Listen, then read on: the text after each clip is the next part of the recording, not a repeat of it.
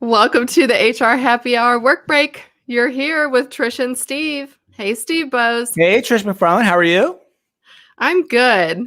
I tell you what, every time we use StreamYard, I never know if we're live or not. So, Yeah, it's been an interesting little journey here with StreamYard. Hopefully they've got their act together. It's a little weird, I, a little glitchy lately. That's all a I'm little saying. glitchy lately. I know. It's not us, I assure you.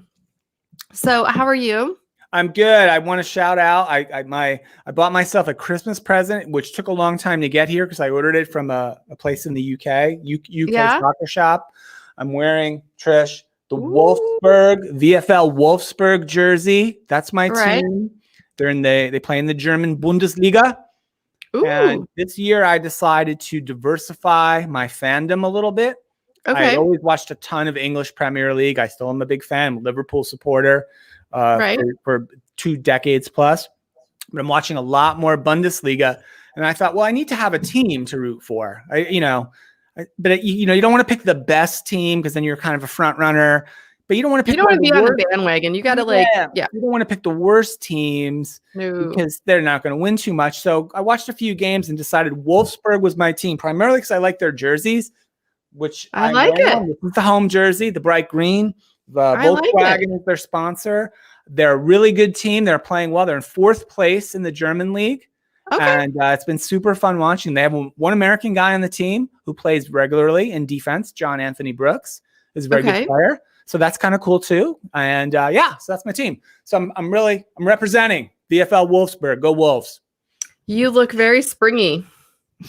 It was beautiful here today for most of the day too. Sunny and warm. I actually got outside for a little while today. Took a call. I took an HR tech planning call outside in the sun today. How about that? Oh, goodness. It is not, well, it's not sunny here. It's snowing like crazy. I think I have about 6 inches here in Illinois, southern Illinois. That's no fun. Well, it was going to be fun. Let me tell you why. First of all, to everyone watching, I look a little disheveled because my hair is wet from being out in the snow, snowing on me, and I was really out of breath. So I decided, we have a long driveway, so I decided to get one of those automatic electric snow shovels. Have you heard of those? I don't know if I have. Like a snow blower? Like, I know, but it's a shovel. It's shovel size, right? Okay. And you just, so, I'm out there. My dad came over. He's helping. My son's helping. We're all out there. And I'm doing the back driveway, and it kind of hit some rocks a little bit, but I didn't, I just kind of moved over, whatever, kept going. I finish because I'm out of breath and I'm old. And I come inside into the kitchen because I thought, oh, we've got to, Not always related things, but go ahead. I thought we're going to take a work break soon. I'm going to get something warm to drink, maybe some hot chocolate. I hear all this crackling sound. I look over at my sliding glass door in my kitchen dining area. Shattered. Whoa. Shattered. That's not fun. So then I'm like panicked. I'm like, oh gosh, what do I do? I can hear the cracking, right? It hasn't like fallen out yet, but I'm thinking, oh no. So I run and grab a shower curtain liner, and you just happen to have one laying around? No, from when I did my bathroom renovation. Because now you're doing hits on the weekend and having to wrap up bodies. I mean, I am. I've got it on the ready. Okay. No, when I got rid of when I got my showers renovated, my bathrooms, I put in, the sliding glass doors and everything. Right. Okay.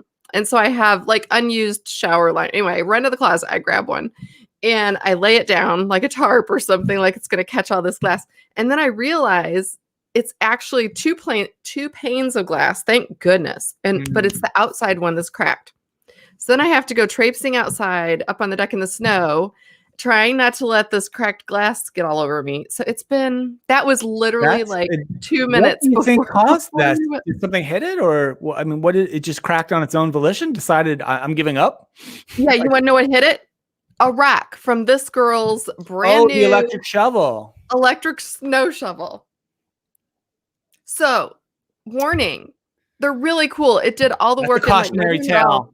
Yeah. And I just shattered half of my. Now, to be fair, this house is, I think it's about 30 years old. And I definitely needed new sliding glass doors. But that was a good way to get them. Just hurl a rock through it and say, okay, we need new glass. No, I had budgeted for that to happen next summer. You know, you do home improvements, kind of plan them out. Yeah. So apparently I'm so if anyone knows of any great places or great, I would say not even places, great brands. If you have any good sliding glass door brands That's for a me. niche recommendation. There's probably a podcast for it out there, I'll bet. Sliding Glass Doors Daily. Yeah, I listen to it all the time. Yeah, no, that's great stuff. I have a story, snow removal story, which is kind of fun. Well, not fun in a way, but are any really fun? I had this small house, this house where I was living in for a while. Average size driveway, small. I used to shovel it, when it snowed, and I was living in Rochester at the time. A lot of snow, but I'd go out there with the shovel. It was good exercise. It was shovelable size driveway, right? Didn't need a plow guy, didn't need a snowblower. So I'm out there one morning shoveling. Back when you had to go to work. Remember that? Those days I had to go to work. So I had to shovel a little bit so I could go to work. Olden days. One morning, I know it seems such a weird way. It seems weird even saying that, by the way. I had to go to work. So I'm out there shoveling. My neighbor guy, it was a cul-de-sac kind of situation. So the houses are fairly close, but nice guy. He's out there. He had a snowblower. He was an older guy at the time. So yeah, he's snow blowing. That's cool. And all of a sudden I just hear, right? I hear like a scream and I look over. No. The dude's got his one hand up like this. He's holding the other hand. And I can't tell for sure, but I look in the snow, the fresh, beautiful, pretty snow. I see some red in the snow, Trish. And there was his bloody finger laying there.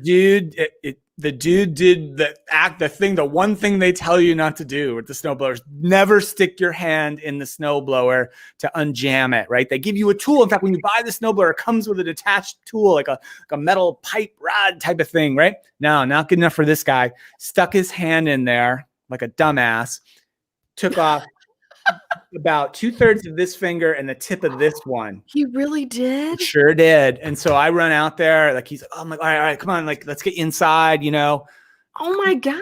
Yeah, bang on the door, right? His wife comes out, 911, all this. I turn him over to her, right? So she can deal with him while it's going to take a little while for the ambulance to come.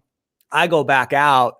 You did not go get the fingers. I found the one, not the tip. I think that got just churned up, like You're a hero. The tip I did find, and I just I just left it packed in the snow. I didn't do anything with it. Packed in the snow. It was, and then when the paramedics showed up, I'm like, in case you're interested, the finger's over here.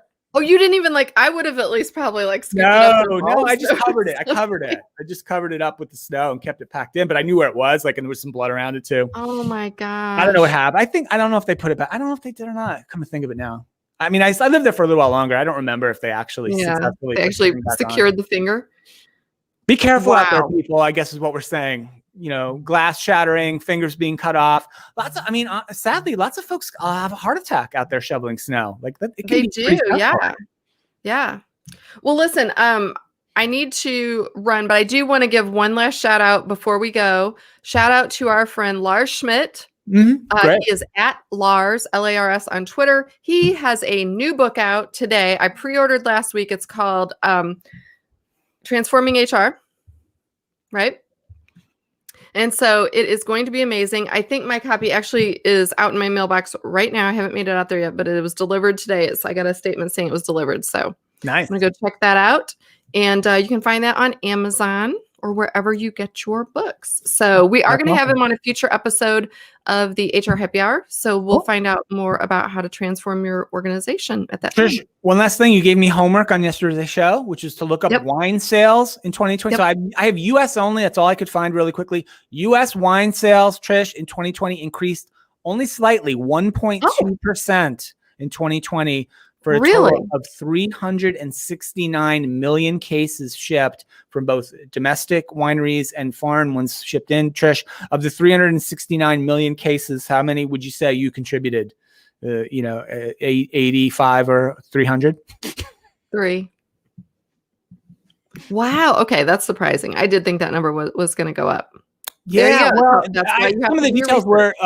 One of the reasons why it said it didn't go up as much or hasn't been going up as much is baby boomers and Gen X are the biggest wine consumers. Baby boomers are getting older, drinking less. Sadly, many of them, some of them are dying off. Gen X is kind of a small cohort, and the younger generations are drinking lots of different things, lots more spirits. The hard seltzer thing was a thing this year, really grew a lot, that category. Yeah. So anyway, there you go. So I did my homework. Good stuff. Thanks, Steve Bose. Go Wolfsburg. All right. Hey, everyone. Thanks for watching as always. Be sure to tweet us, DM us, email us, follow us, subscribe to us, wherever you get your podcast. And we will be back here tomorrow. Bye for now.